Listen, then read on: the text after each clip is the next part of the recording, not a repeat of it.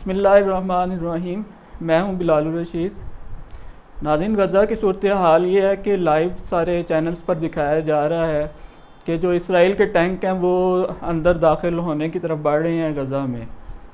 اور یہ بات اظہر من الشمس ہے کہ وہاں پر کیا ہونا ہے۔ جب سے انفیکٹ ہم نے ہوش سنبھالا ہے، ہم مسلمانوں کو عیسائیوں اور بالخصوص یہودیوں کے ہاتھوں مار کھاتا ہوا دیکھ رہے ہیں۔ غزہ کی صورتحال تو آج درپیش ہوئی ہے، لیکن اس سے پہلے سے کچھ لوگوں کا کہنا یہ ہے کہ مسلمان اب کبھی دوبارہ اپنے پاؤں پر کھڑے نہیں ہو سکیں گے، اپنے پاؤں پر کھڑے ہو کر یہودیوں اور عیسائیوں کی آنکھوں میں آنکھیں ڈال کر بات نہیں کر سکیں گے۔ تو کیا معاملہ یہی ہے؟ مسلمانوں کا جو چیپٹر ہے ان کے عروج کا، وہ ہمیشہ کے لیے کلوز ہو چکا ہے؟ اس وقت جو عیسائی دنیا ہے اس کی نمائندگی امریکہ کر رہا ہے، جو عالمی سپر پاور ہے، اور اس کی جو معیشت ہے وہ $27 ٹریلین یا 27,000 ارب ڈالر ہے، اور آبادی کے لحاظ سے جو کرسچنز ہیں وہ دنیا میں تعداد میں سب سے زیادہ ہیں۔ اس کے بعد مسلمانوں کی تعداد ہے جو کہ کم و بیش 2 ارب کے قریب ہے، اور جو یہودی ہیں ان کی پوری دنیا میں آبادی 1,60,00,000 کے قریب ہے، لیکن ایک ہی ملک ہے ان کا جہاں پر ان کی 80-90 لاکھ جو یہودی ہیں وہ تقریباً ایک ہی ملک میں رہتے ہیں۔ لیکن یہ جو ایک ملک ہے یہ عالمی پاور امریکہ کے حتیٰ کہ ان کے انتخابات پہ بری طرح سے اثر انداز ہوتا ہے، اور اس طریقے کے ساتھ انہوں نے دنیا کو اپنی گرفت میں لیا ہوا ہے کہ عالمی برادری ہمیشہ ان کی پرجوش تائید کرنے پہ مجبور ہوتی ہے، اور 70-80 لاکھ جو اسرائیلی ہیں ان کی اہمیت دنیا کے سامنے 2 کروڑ مسلمانوں سے زیادہ ہے۔ تو سوال یہ پیدا ہوتا ہے کہ کیا مسلمان ہمیشہ اسی طرح مار کھاتے رہیں گے یا کبھی وہ دوبارہ اپنے پاؤں پہ کھڑے ہو سکیں گے؟ کہا جاتا ہے کہ آپ کے جو دشمن ہیں وہ اتنا ہی طاقتور ہوتا ہے جتنے آپ بزدل ہوتے ہیں، وہ اتنا ہی بہادر ہوتا ہے جتنے آپ بزدل ہوتے ہیں۔ تو اگر یہودی اتنے ہی بہادر اور دلیر اور جنگجو قوم ہوتے تو جب اسلام پھیل رہا تھا اور جب مدینہ سے انہیں نکالا گیا تو وہ رزسٹ کیوں نہیں کر سکے، اور وہ جب رسالت مآب صلی اللہ علیہ وسلم کی قیادت میں جب اسلام ہر طرف پھیل رہا تھا تو وہ اسے پھیلنے سے روک کیوں نہ سکے؟ اور آپ کو یاد ہوگا کہ ترکی نے ایک جہاز گرایا تھا روس کا، اس کے بعد دوسرا روسی جہاز ترکیہ کی فضائی حدود میں داخل نہیں ہوا، اور ایک جہاز پاکستان نے بھی گرایا تھا۔ لیکن یہ ایک الگ بات ہے کہ قمر جاوید باجوہ صاحب صحافیوں کو یہ کہتے ہوئے پائے گئے کہ ہمارے ٹینک چلنے کے قابل نہیں ہیں، ہمارے پاس آپ کے ٹینکوں میں ڈالنے کے لیے تیل نہیں ہے، چنانچہ ہمیں صلح کر لینی چاہیے۔ یہ ایک اگر آپ کا جو سپہ سالار ہے اگر وہ اس طرح کا موقف اختیار کر رہا ہو تو وہ پھر ایک انٹائرلی بالکل ہی ڈیفرنٹ صورتحال ہے۔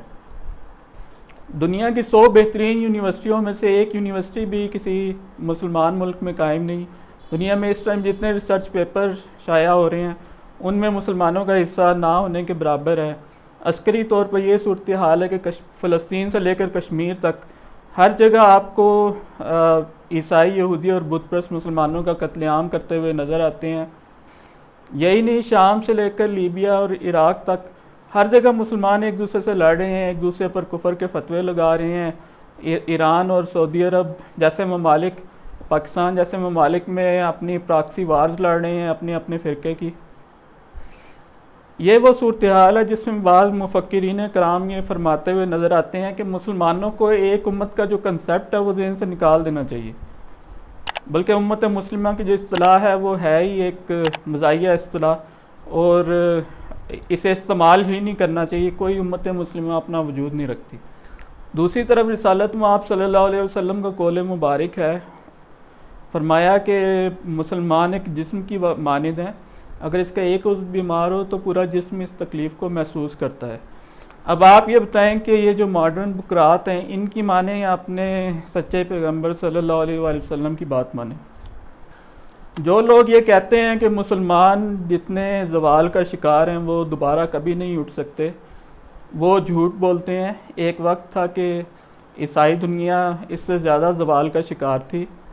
اور پادری چند پاؤنڈز کی خاطر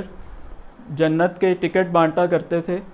اور مائیگرین کے مرض میں جس میں سر میں وینز جو ہیں وہ بلنک کرتی ہیں، تو ان کے بارے میں کہا جاتا تھا کہ ان کے دماغوں میں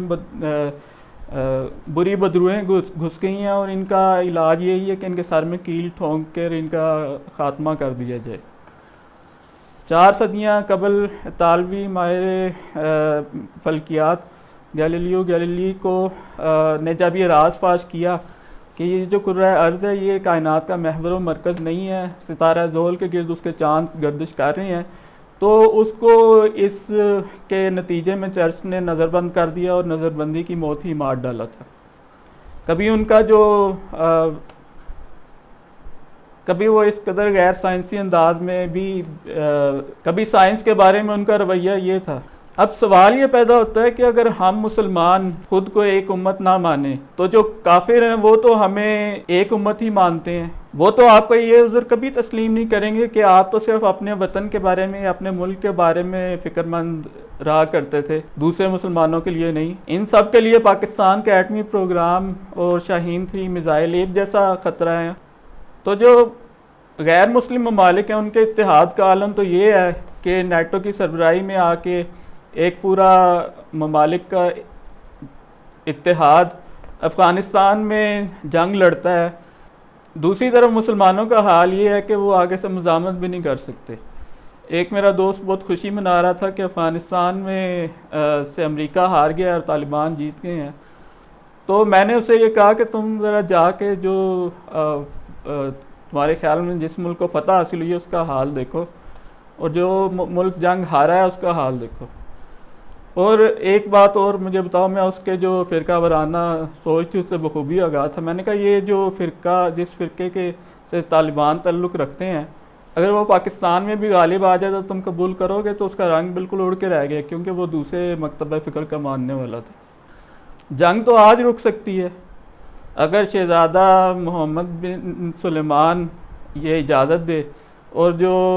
وہاں پر اسلامی فوج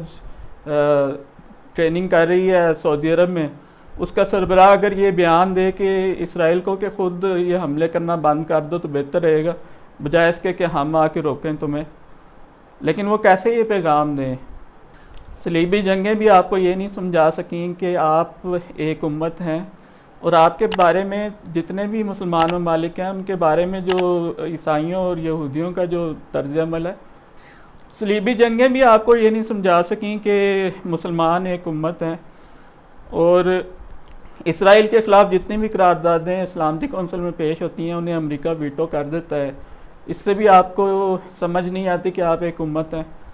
مدینہ منورہ میں رسالت مآب صلی اللہ علیہ وآلہ وسلم کی آمد سے لے کر پچھلے 1500 سال میں جو رویہ رہا ہے یہودیوں کا مسلمانوں کے بارے میں، وہ بھی آپ کو نہیں بتا پاتا کہ آپ ایک امت ہیں۔ اور امریکہ جب اپنا سفارت خانہ اسرائیل میں امریکی سفارت خانہ جب یروشلم منتقل کر دیا جاتا ہے، یروشلم کو یہودیوں کا کیپٹل مان لیا جاتا ہے، تو پھر بھی آپ کو سمجھ نہیں آتی کہ آپ ایک امت ہیں۔ آپ کا اصرار یہی ہے کہ ہمیں صرف اپنے وطن اور اپنے ملک کے بارے میں سوچنا چاہیے، اس سے بیونڈ ہم سوچ ہی نہیں سکتے۔ میں یہ دیکھ رہا ہوں کہ مسلمانوں کے ذہن میں ایک بات بیٹھتی چلی جا رہی ہے کہ یہ سب کچھ ہمیشہ سے اس طرح تھا جو مسلمانوں کے ساتھ ہو رہا ہے، اور ہمیشہ اسی طرح ہی ہوتا رہے گا۔ حالانکہ نہ اس طرح ہمیشہ سے تھا اور نہ اس طرح ہمیشہ رہے گا۔ اس طرح تو جو ہٹلر نے کیا تھا یہودیوں کے ساتھ، اگر وہ اسی کے غم میں ڈوبے رہتے تو دوبارہ تو کبھی کھڑے نہ ہو سکتے۔ مسلمانوں میں لیڈرشپ کی کمی ہے، ورنہ یہ جو حالات ہیں ان سے یہودی بھی گزرے ہوئے ہیں اور عیسائی بھی گزرے ہوئے ہیں۔ اور اگر آپ مسلمان کچھ بھی نہیں کرتے، یہ کوئی بہانہ نہیں ہے کہ ہم نے چونکہ کچھ بھی نہیں کرنا اس لیے ہم اب امام مہدی کے کنسیپٹ پہ آ جائیں کہ امام مہدی آئیں گے تو ہمیں نجات بخشیں گے۔ لیکن اگر آپ کچھ بھی نہیں کرتے تو جو کائنات کے سب سے سچی ہستی تھی نبی کریم صلی اللہ علیہ وسلم کی، انہوں نے تو بتایا ہوا ہے امام مہدی کے آنے کا۔ تو یہ کنسیپٹ ہے، آپ تو ناکردہ کاروں میں ہی رہیں گے اور آپ تو نالائقوں میں ہی شمار ہوں گے، لیکن یہ جو عروج و زوال کی جو داستان ہے اس کا ورقہ تو بہرحال پلٹنا ہے امام مہدی کے آنے سے، اور وہ ایسی صورتحال ہوگی، ایسی صورتحال میں ان کا ظہور ہوگا کہ ساری مسلم جو دنیا ہے وہ پکار ہی ہوگی امام مہدی کو کہ آپ کب آئیں گے، آپ کب آئیں گے۔ اب امام مہدی سے ریلیٹڈ مجھے ایک بات یاد آ گئی، کل میں دیکھ رہا تھا محیط پیرزادہ صاحب کا پروگرام، تو کل میں محیط پیرزادہ صاحب کا پروگرام دیکھ رہا تھا، تو انہیں لوگوں نے بڑا ان کے اوپر دباؤ ڈالا، جو ان کو میسیجز کرتے تھے یا کمنٹس کرتے تھے کہ آپ غزہ کے لوگوں کا جب ذکر کرتے ہیں تو آپ ان کو ہلاک کیوں کہتے ہیں، آپ ان کو شہید کیوں نہیں کہتے؟ تو انہوں نے جو جواب دیا اس کا لب لباب یہی تھا کہ یہ ساری جذباتی باتیں ہیں، میں کوئی جذباتی بندہ نہیں ہوں، اور میں نے تم جتنا مرضی زور لگا لو، میں نے ان کو شہید نہیں کہنا۔ تو یہ ہمارا مسلمانوں میں جو لوگ زیادہ پڑھ لکھ جاتے ہیں ان کی آپ حالت دیکھیں کہ کل میں محیط پیرزادہ صاحب کا پروگرام دیکھ رہا تھا، لوگوں نے ان کو بہت ٹوکا، بہت میسیجز کیے، کمنٹس کیے کہ آپ اسرائیلیوں کو بھی ہلاک کہہ رہے ہیں اور مسلمانوں کو، جو غزہ کے مسلمان ہیں ان کو بھی ہلاک کہہ رہے ہیں، آپ ان کے لیے شہید کی ٹرم یوز کریں۔ تو انہوں نے جو جواب دیا اس کو لب لباب یہی تھا کہ میری طرف سے صاف انکار ہے، میں نے یہ جذباتی ٹرم شہید کی یوز نہیں کرنی، مطلب